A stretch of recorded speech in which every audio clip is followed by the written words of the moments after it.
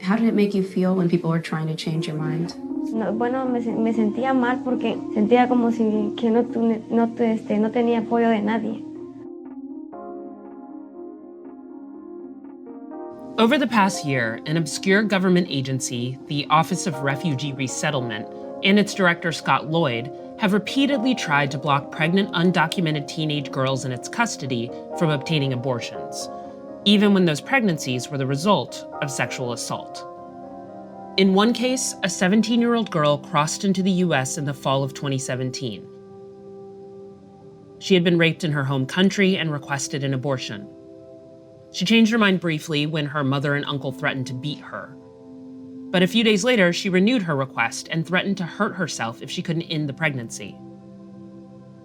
Scott Lloyd rejected that request, writing that even if a pregnancy was the result of rape, the government needed to, quote, protect life rather than to destroy it. It took an order from a federal judge before the woman, known in court filings as Jane Poe, was able to get her abortion. In another case, a 17-year-old from El Salvador found out she was pregnant while in a Texas shelter. She asked for an abortion and on March 3rd took the first of the 2-pill medication abortion regimen to end the pregnancy. But before she could take the second pill the next day, ORR found out and had her taken to an emergency room for an ultrasound. While she was waiting, an ORR-affiliated official emailed the clinic inquiring about whether administering the hormone progesterone could stop the abortion. The clinic did not respond, and the 17-year-old was eventually allowed to complete the abortion. The ORR's new pro-life crusade first came under public scrutiny in October, when the agency tried to block the abortion of a 17-year-old identified as Jane Doe. Vice News interviewed her. How did it make you feel when people were trying to change your mind?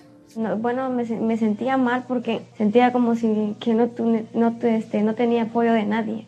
No tenía apoyo de nadie, yo no quería que me dijeran, porque ya la decisión yo ya la había tomado, ya no quería que ellos no me gustaban que me llevaran hacia médicos, pero ellos siempre me decían, va a ir a médicos. Y yo no podía hacer nada porque siempre me decían, no está en su casa, me decía, está aquí, están nuestras responsabilidades. Entonces no había de otra que yo tenía que ir.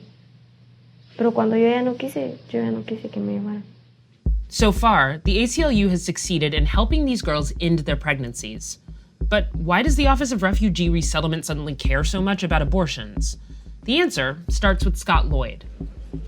Lloyd is a staunch conservative lawyer who formerly worked for the Knights of Columbus, a Catholic organization. But he has limited experience dealing with refugees. Instead, his career has been almost exclusively devoted to an aggressive pro-life agenda. From working on the Terry Schiavo case to co-authoring the, quote, conscience rule, which protects healthcare providers who oppose abortion.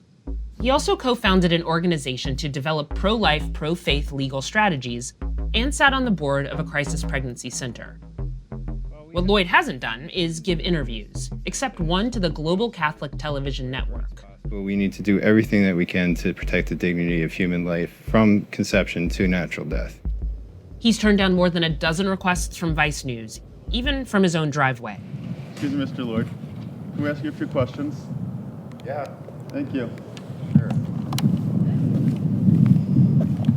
Do you have any comment on the Jane Roe death? No, get off my property. Okay, Get off my property. I'm calling the cops right now. You just said I could ask you questions, sir. Can you raise your right hand? Now, a video deposition, obtained exclusively by Vice News, shows how Lloyd and a small group of pro-life activists are reshaping the Refugee Office's policy on abortion, and how he got the job in the first place. Did you particularly apply for the position of ORR director? Someone reached out to you and selected you to be the director of ORR? Yes. Under Lloyd, any abortion-related procedures for unaccompanied girls in immigration custody require his written permission. The depositions reveal 7 requests for abortions between March and December of 2017. Lloyd refused them all. The ACLU says it was able to help 3 of those girls obtain abortions anyway, and ORR says no one has had to carry a pregnancy to term because an abortion request was denied. Is there any circumstance where you would find that an abortion is in the best interest of a minor? I don't know. It has not happened yet. No. Is that because you believe that abortion is the destruction of human life? That's part of it. What's the rest of it? The rest of the circumstances surrounding the request.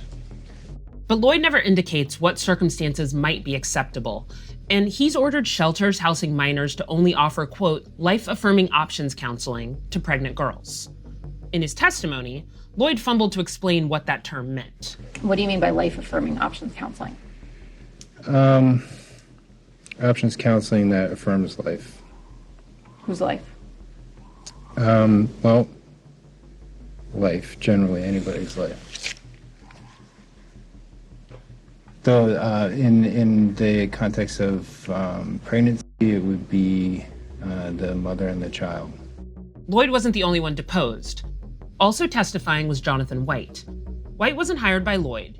He's a career government employee who is a member of the U.S. Public Health Service Commissioned Corps and has worked at ORR under 3 administrations.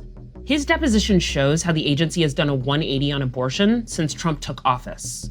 Does HHS at this time consider abortion to be part of access to medical reproductive health services? Not at this time. Are you aware of a time in which HHS did consider access to medical reproductive health services or family planning to include abortion? Yes. And when was that time? That was the operational interpretation in the last administration. White also said that Lloyd hasn't made these changes on his own. Instead, he's been working closely with a woman named Maggie Wynn.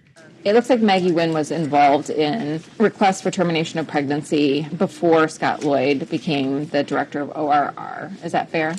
That's correct. After Scott Lloyd was appointed as director of ORR, has Maggie Wynn been involved in setting policy with respect to unaccompanied minors' access to abortion? She's been among the staff involved. Do you know if Maggie Wynn has a religious opposition to abortion? I believe so. Like Lloyd, Wynn is also affiliated with the Knights of Columbus. She was appointed counselor to the Secretary of Health and Human Services by President Trump. And she first landed at HHS in the Bush administration. But former ORR employees tell Vice News she didn't have much influence during the Obama years because of her staunch pro-life views.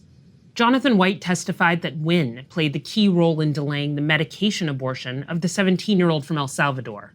Who made the determination to direct that the UAC be taken to an emergency room of a local hospital? I know from whom we received that direction. I don't know who ultimately made that decision. Who did you receive that direction from? We received that direction from Maggie Wynn. Did ORR explore whether the mifepristone could have been reversed through progesterone? We were directed to explore that. And is all of this direction coming from Maggie Wynn? That direction came from Maggie Wynn. We reached out to Maggie Wynn for comment. She didn't get back to us. Scott Lloyd's office said there would be no comment on pending litigation and again ignored our request for an interview.